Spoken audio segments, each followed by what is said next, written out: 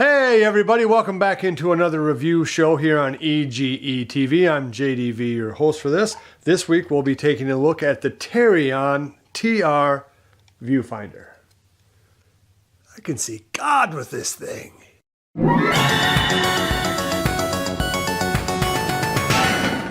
Okay, so let's just get right into it. Here is the Tarion TR viewfinder. It pops up. I'm going to connect this to a small Panasonic camera in a second to show you exactly what you do. But essentially it's this. You put your camera screen back here, lens that way. You screw this thing into your camera, and then you either mount this to your quick plate or you mount it into a cheese plate that already takes this type of thing. And there'll be links in the description below for exactly what works with this and what doesn't. But essentially what this does is this. It lets you see what you need to see in bright daylight. No video camera. I don't care if it's an Arri Alexa all the way down to a Rebel T2i. None of them have bright enough view screens to really see everything that you need to see in the bright of day. When you need to reach a screen, for instance, if you have a touch screen, this just pops up.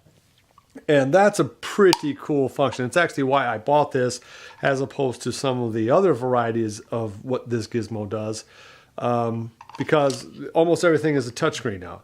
Panasonic's, almost every new camera has a touchscreen, and even a lot of older cameras at this point have them. So the ability to do this and see your footage in a very rugged, compact, adaptable package is pretty slick. So with the base plate here, you kind of mount this where you need to. There's a screw here, so you can slide it back and forth as you need to. And there's two other screws here that allow this thing to go up and down. So between that movement, the vertical and horizontal, you should be able to mount this on just about any camera out there. And what's really cool is there's a little magnet here.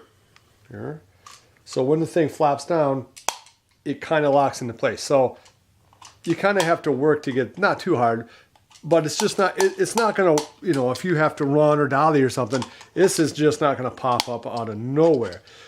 So let me go ahead and take a quick break, and I'm going to connect it to the camera. Okay, so I have a small, fairly typical DSLR in the Panasonic, is it FZ80, which I'll have a review up fairly soon too, because it's a pretty cool little camera. Just for like family photography and that kind of thing.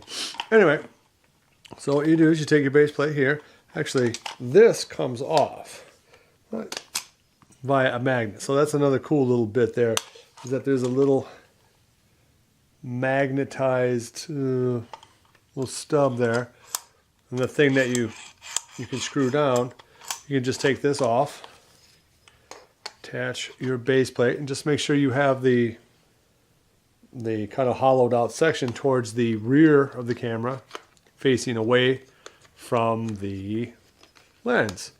So go ahead and kind of give this a quick little tighten. It's just a normal kind of, you could use like a quarter or a dime, a knife, just to tighten it down, screwdriver, anything, there's nothing very fancy about the connectors, which is good. You want things to be fairly simple in terms of that. All right, so then you go ahead, you put that, right, stick that in there. Okay, so, it's not matching. Okay, so that's no problem. So then you just take this, match that down, slide this over, kind of get a quick little fit. And you can already see it matches up pretty well with this particular camera. So then you go ahead and finish tightening up your base plate. Okay, so that's pretty good. I think right there is already good. Normally, it comes with a hex key, or you can use a little hex bolt, and that goes into here. So those would be the two tools you need: a small hex key or a hex, head that you'd put in a Phillips screwdriver type thing, and like a quarter or a flathead screwdriver. Okay, and so by loosening or tightening up these two side bolts, you can slide the the viewfinder up and down. Now, as it turns out, this actually fits in here pretty good just as is. And bam, you're done. Flip that up to touch the touchscreen when you have to.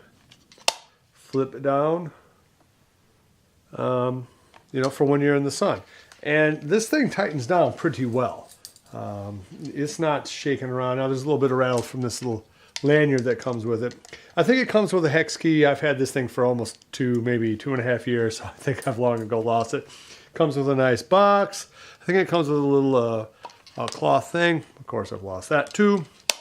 But this is a pretty nice way to get into it. I think these retail right now for about 55 bucks on Amazon. And to me, that's about a right price. I mean, it's just plastic and, you know, with a little magnifying glass, but it works. And when you need it to work, you need it to work. And so then you can kind of see that let's try to get that right.